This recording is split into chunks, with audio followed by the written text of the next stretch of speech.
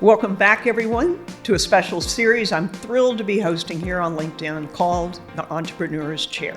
Throughout this session, my goal is to provide you with authentic and intimate conversations with trailblazing entrepreneurs that are reshaping the Austin business scene. From startup founders to seasoned business moguls, we'll dive deep into conversations about their challenges, triumphs, and pivotal moments that have shaped who they are as an entrepreneur. In 2015, Mimi Stiles founded Measure to promote using evidence-based projects and tools to tell real-life stories behind the numbers. As a catalyst for system changes, Measure has grown to a fully operational nonprofit social enterprise that provides free data support to Black and Brown-led organizations. So far, the organization has provided thousands of free data support hours. They are also responsible for partnerships with the University of Texas, Texas Southern University, and more to disrupt traditional research in exchange for BIPOC-led lived experience protocols. Mimi was named an MIT Solver for anti-racist technology in the United States, and for the next 2 years was awarded a fellowship by the Social Science Research Council. Mimi was a past chairwoman of Miss Juneteenth, Austin Police Chief's Award of Excellence recipient, Austin 40 Under 40 winner in 2019, past chairwoman of African TV5, and the Div Inc. Nonprofit Leader of the Year for 2021. Welcome, Mimi. Thank you so much. It is so good to be here. Oh my gosh, I'm so excited about this interview. So thank you for coming on today. Absolutely. Absolutely. Well, you know, your story is incredible. And you come from what you describe, I'm gonna get this right, a line of brilliance and complexity.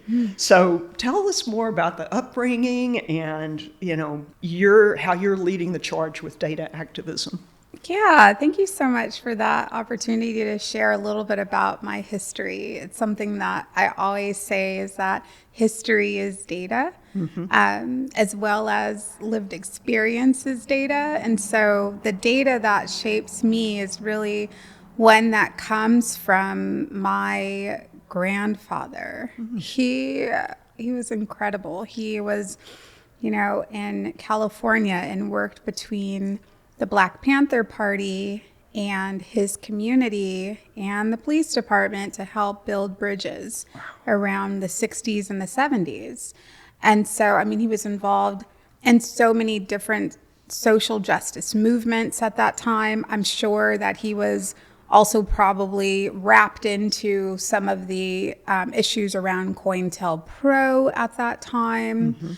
Unknowingly, I'm sure. And in the same household was my father, Christopher Taliaferro, who was a Black Panther.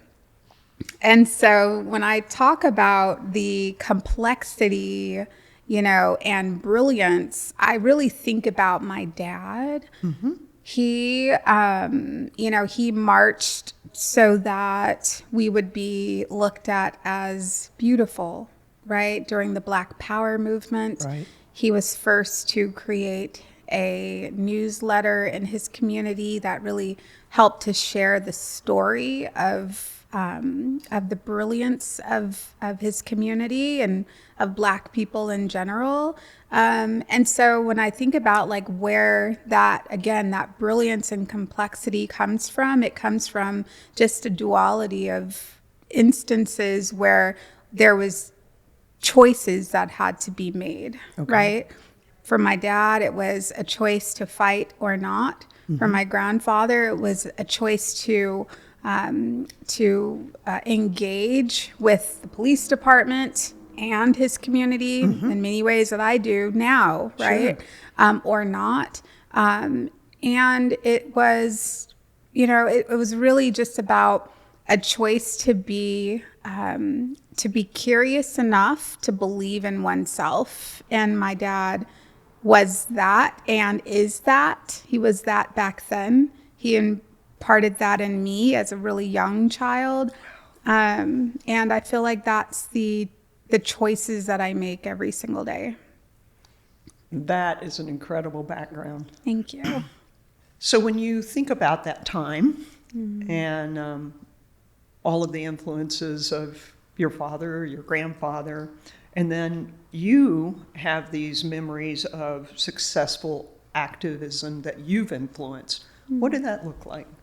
I can go all the way back to being a third grader at Pacifica Elementary School. Okay. And this is just the silliest thought, but I share it often because it was, as I think about it, when I owned my power, it was then. And so I was an elementary school, an elementary student walking through my lunch line, and I looked down and I looked at the milk that was available, and it was just, the white milk, which is great, right? Cow's milk.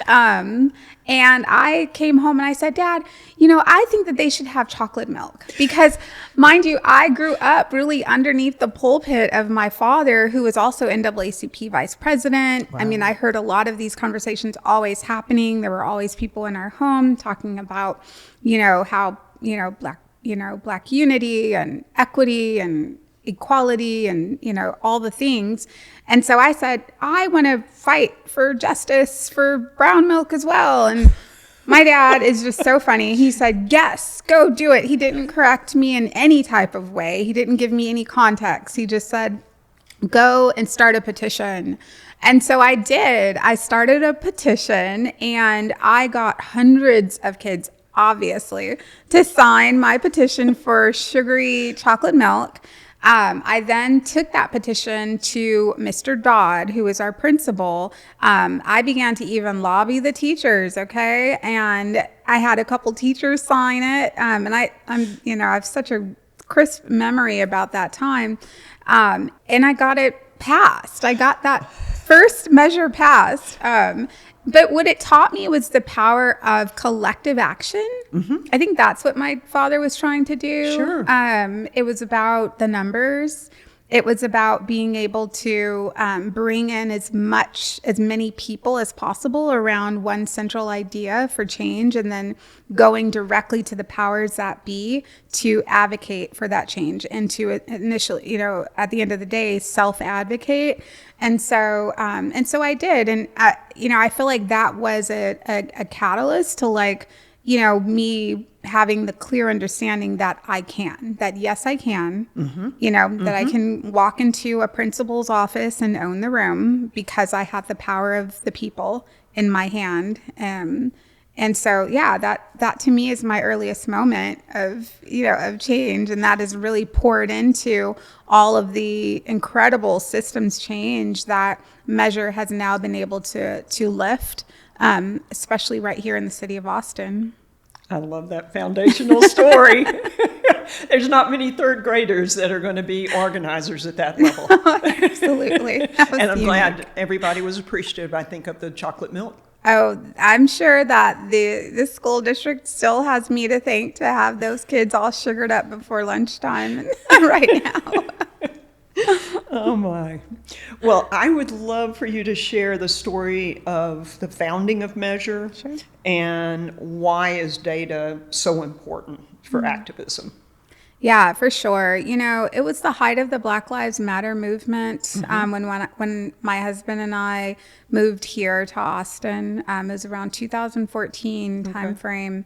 And, we were just kind of sitting in the living room and seeing some of the marches that were happening in downtown. Mm-hmm. My husband said, let's get up and go. Let's just get out there and go. I had always been, a person that was active in our community wherever we had lived before. He was always very vocal and active too. So for us to get out there in the streets, it was something that we were already doing, and something that we already, knew that we were going to do when we had the opportunity. And so I started to work alongside an organization called Austin Justice Coalition back in that time, during that time frame. And I was asked to be on a panel about community policing. For me, it was the lack thereof, because there were no real metrics that were assessing community policing at that time. I had to, again, make a choice. And again, I always talk about these different choices that have to be made that have really defined my activism and my leadership. And as I was on that panel, the choice that I had to make was, do I lean in as an activist that everyone is going to expect me to be, which was angry, and I was angry, and I had every right to be. It was, advocating, for my community in ways that may have been a little bit more anecdotal, or do I lean in and get really curious, and maybe I can spark curiosity within the rest of the folks that were around me? And so I chose the latter. I started asking those questions. What are the key performance indicators that are assessing community policing? What is the data? Actually, I said, where's the damn data? I said that on the panel. And then, I started hearing echoes on that panel. Yeah, where's the data? Like Mimi said, how are we measuring it?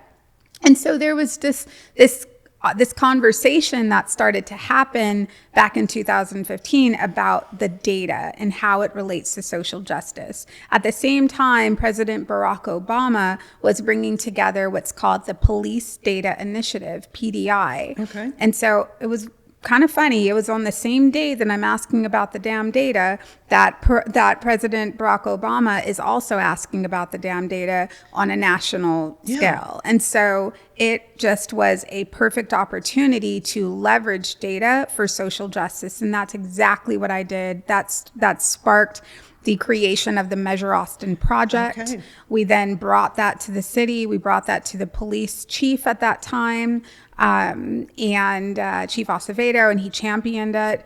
We were able to get, 100%. One of our first metrics was that 100% of Austin police officers are trained in implicit bias training. That was before we understood the outcomes of implicit bias training, which, to be honest with you, the data shows that it doesn't really work. So we can always layer on the evidence-based side of the data, but first we need the data. And but that was, that's how Measure got started. We also realized that we needed to look at the full scope, not just policing. We needed to look at health justice, economic justice, education justice, as well as criminal justice. And so that's how this upswell of support really kind of came forth for Measure as an organization. Wow. Hearing there wasn't data, and then filling that gap. Impressive. Thank you. And exciting. So how did Measure impact community policing and data usage? Yeah. Just very tangibly, it's because of Measure that Austin Police Department now has a chief data officer. So that's one. Myself and Chief Manley at the time had worked very, very closely in order to, kind of get this office opened, right? And so there is now a CDO, Chief Data Officer, at the city of Austin. We also know that there is also a community policing policy in which Measure really, really helped to craft alongside, other community organizations as well. But Measure really was the kind of the voice for, data informed policing, and more so evidence-based policing. We are a part of the American Society of Evidence-Based Policing as an activist organization. And so, the idea was, we cannot trust unless there is data that backs up what is being prescribed for our community.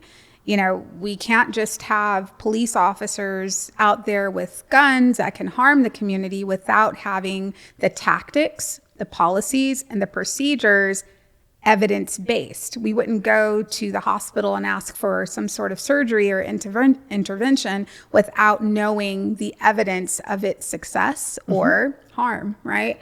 And so it's all about how do we reduce harm to ensure that our community is safe. And even more so, you know, I've gone through the rigmarole of bringing together community, police, activists, researchers, techies in one space over 5 conferences to really understand.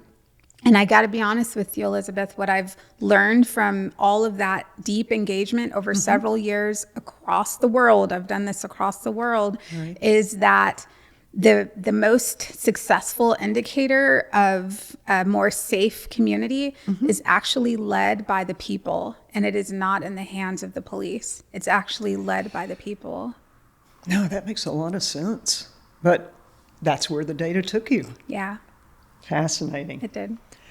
And do you have future goals in that area, in that arena?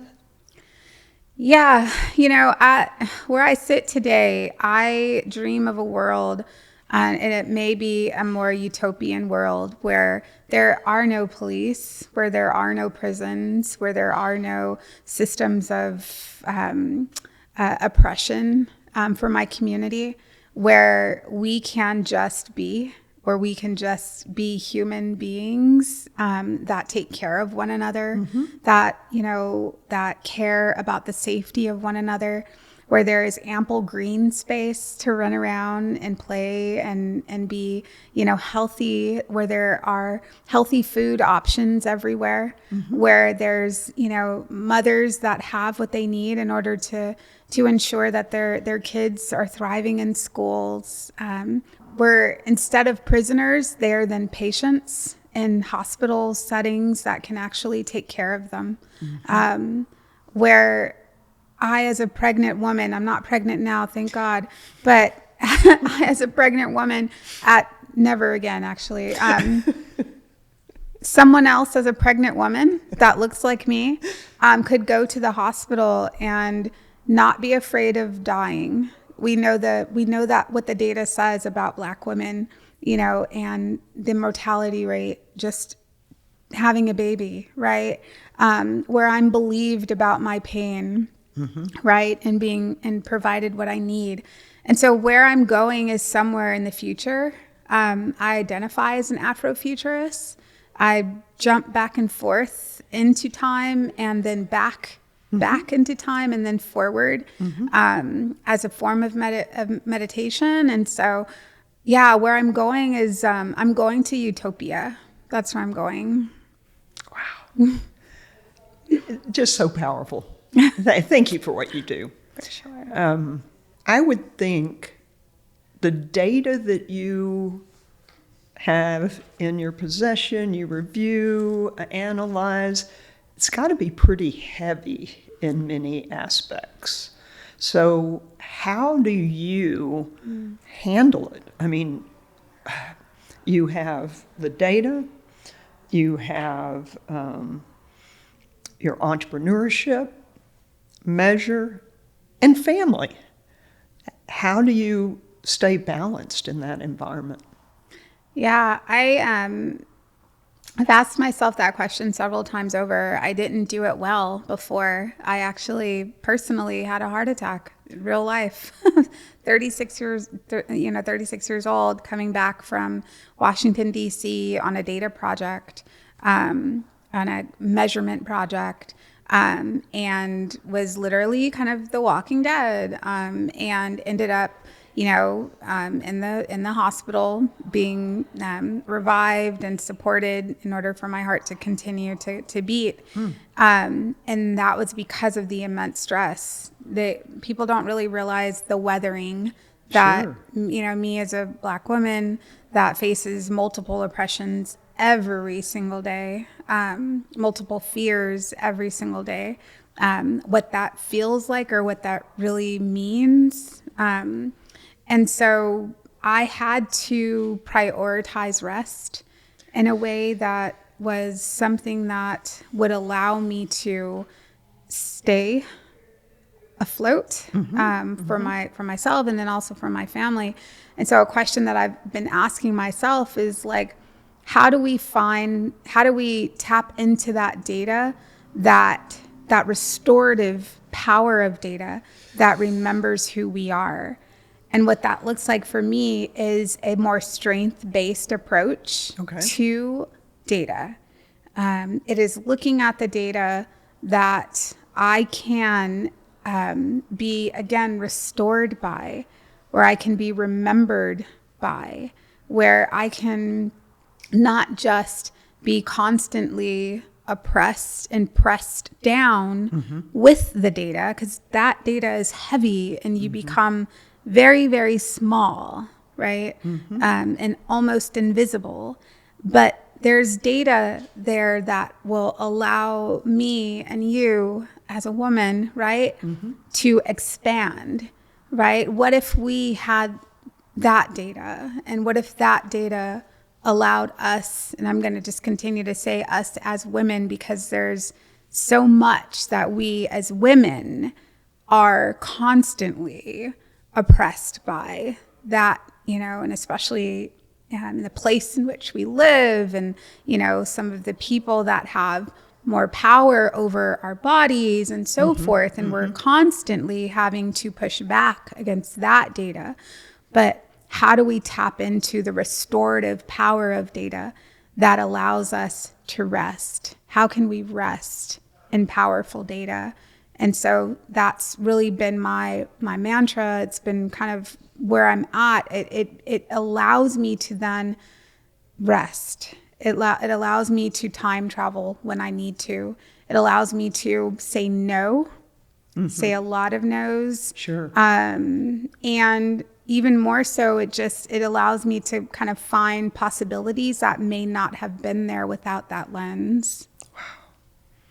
Yeah, you hear data, but then when you really think about what that data is and what it tells you and what it confirms, and then hopefully over time that gap, it goes in a positive direction, and then having to, just look at it and say, that data made a positive impact. But I know sometimes that's not always true. That's true. Yeah. That's true. And we ask in thinking about how we define data and how I define data as experiences, as conversations, as, it could be dance, it could be food. There's so many ways in which I think about data as an extension of humanity. And so that's where, that's what really kind of keeps me going, knowing that we can together impact and create better data that knows who we are. Well, and I've been so impressed with attending one of your events where it is kind of a give back to one of the nonprofits in the area. And so do you mind talking a little bit about that kind of activation that you're doing locally? Absolutely. So there are so many powerful organizations in our city. They just do great work. And so Measure as an organization, we help other powerful Black, Brown, and Indigenous-led organizations tell their impact story through data. And so the best part is that bringing those organizations in front of the broader community. So we've partnered with Houston Tillotson University, and monthly we bring our community together and we have a community data gathering, and we showcase the data of a organization that's doing great work. We provide an opportunity for feedback from other community members. And that is where we see the restorative power of data, because they are then, we're all like coming to this village, and we all have a gift to bring to this organization that's been, needing sustenance. And so we're bringing our gifts, we're sharing, this is a great mission. I love the mission. Now I wonder if, this mission can be supported through this idea, right? And so that we're bringing these ideas to the table, and these organizations are walking away with just really a plethora of a meal, to be honest with you. Sure. And it's making them stronger and more sustained and able to do the work in a way that is not depleting them. Yeah, it just seemed like a joyous environment, right? The people that were doing the work were there. They felt supported. They were getting all this great data. And thank you for doing that for the community. Absolutely. Quite important. So just talk a little bit, were there some challenging parts that have happened during your entrepreneurial career? Oh yeah, there's always Perhaps. Ooh, child. No, there's always the challenges, Sure. right? First of all, I never really thought I'd be doing this. I thought I was going to Interesting. be either an obstetrician or an anthropologist. Okay. Like, you know, I thought and then I also thought I would be like in some desert, like with a brush, like, you know, looking at artifacts and different things like that. Like, that's what I always thought. Obviously, I had a different story in front of me. And I also never thought that I would actually be leading, right? I never thought that I would have 38 other people that I would be responsible for in terms of working for me, right? And so that for me was a challenge because I started my work again at the height of the Black Lives Matter movement, an incredibly traumatic time. Sure. And gained a lot of momentum and a lot of interest in what I was doing. And then I was able to bring together a team around this vision very quickly. That is not ideal, right? Like, that's not ideal. Typically you want to, you know, there's a strategy to organizing this level of an upswell. And I did not necessarily have that in the beginning. We were going off of passion, you know, passion to create change. While that is good, that is not sustainable. And so through this time, I had to think differently about how I was doing my work. And I had to think differently about who I needed in my circle. You know, this Knights of the Round Table idea, I needed to identify who those people were. And so the challenge was identifying those people. But when I was able to find those people, the organization just skyrocketed. Yeah.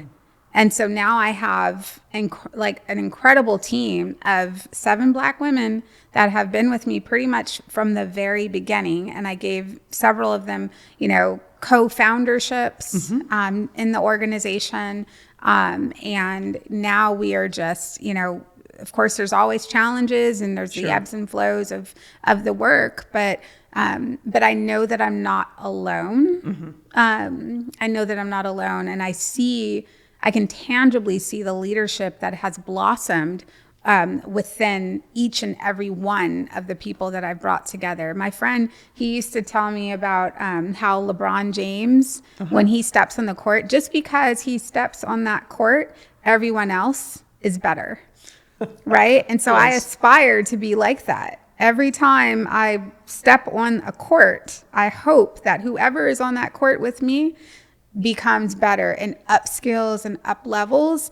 And to be honest with you, I've seen it happen every single time. So I'm not saying I'm LeBron, okay? I'm not King James, but I definitely feel like the women around me are the evidence of the power of measure.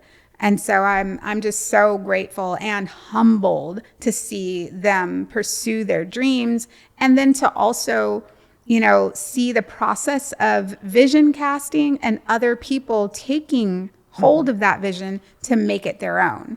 So Measure's vision is pretty spread out now, right? But and all of my people see themselves in it. And that I think is powerful. I love that visual. That I'm going to be thinking about the court. Well, if you think about the broader community, what can the community do to help you and Measure? You know, right now Measure is in a kind of a finicky place. Okay. Because of the cultural zeitgeist, right? Right now, it is a hard time for most Black-led organizations in Texas, right? For many Black-led organizations in our nation, because we've seen the weaponizing of our sheer work of supporting our own community. We've been told, pull yourselves up by your bootstraps, and you got to do this for one another. You got, and all of this hogwash, to be honest with you. But when we see that we're doing that work, we're now being, again, we saw with the Fierce Fund, there was an organization called the Fierce Fund who was providing sustenance to their community, and they had a legal action for doing that work, right? Saying that they were discriminating, like, okay. So the big thing right now is intentionally being, the rest of the community either getting involved because we are your community, or becoming those allies that we can depend on. And that that allyship is so incredibly important at this moment. And people are sometimes like, well, what can I do to help? Well, if you're a person that works in HR, you can easily provide, 1 to 2 hours a month to mentoring an organization. If a person is, doing data work right now, they can always sign up at Measure, because we would love to, be able to use that superpower to help an organization tell their impact story. If a person is interested in protecting Black girls, that's something that Measure does intentionally. We are so, open to you learning some of the work that we've done around adultification bias and sharing it with your community. So sometimes it could be as simple as a repost, right? Yeah. It can be as simple as a gift, a financial gift. Sure. It could be as simple as, providing, opportunities like this just to tell our story. Yeah. Those are really awesome ways to kind of support Measure, and then also just to keep the movement going, so that it wasn't just a moment, but an actual movement. Beautiful. Thank you. I know everybody is going to be quite impressed with this and wanting to know how they can help. For sure. So thanks for sharing that. When I talk to people, I like to ask 2 final questions. One is, what do you see that authentically makes a successful entrepreneur? That's such a good question. I think there's one thing. Okay. Oh, you can have multiple. Okay, I'm going to have just a couple. I think that, again, the ability to see the power within other people makes a successful entrepreneur, because you cannot do it alone. And if you try, you will get burnt out. It's a lot, right? Sure. And burnout is the absence of fire, and we need fire in order to ignite change, right? And so being able to see that power in other people, and fan the flames, you have to just be a champion of other people. It's, I feel like that's the greatest measurement of entrepreneurship and leadership. Is the number of people, again, that you have fanned their flames for them to just ignite change. My grandmother used to sing this song. It was, and I don't even know what it's called, but she would say, "It only takes one spark to set the world afire." And when I think about that song, it's so true. Like, we just need to create several different sparks. And through those sparks, we are going to see just a blaze of change in our community. And we already are. That is so many beautiful visualizations you're giving me here. And I thank you for not asking me to sing along, because that would ruin the whole interview. We can definitely do a duet on our next one. You got it. I'll practice. And then the last question, of course, is, how do you define success as an entrepreneur? How do I define success as an entrepreneur is, again, finding a space where your vision is no longer just your vision. It's being curious enough to honor the work, the curiosity, the partnership, the love of other people that are attracted to your vision, and seeing how that manifests within them. Because as I see it today, again, Measure's vision has expanded in a way that it no longer just belongs to me. Mm-hmm. And I feel like that is powerful with, it's the democratization of a vision. Mm-hmm. And when you can do that, that is when, again, you start to see change that lives outside you. It surpasses legacy. It becomes more of, it's almost then a utility, right? It's a natural utility. It's a natural state of being. And if we can kind of measure our success on that natural state of being, then I think that's where it brings me to a place of solace and resolve within my own self as a leader. Mimi, thank you so much. What a meaningful conversation. So impressed about what you and Measure are doing. And again, continued change for the world. So thank you so much for your time. Thank you, Elizabeth.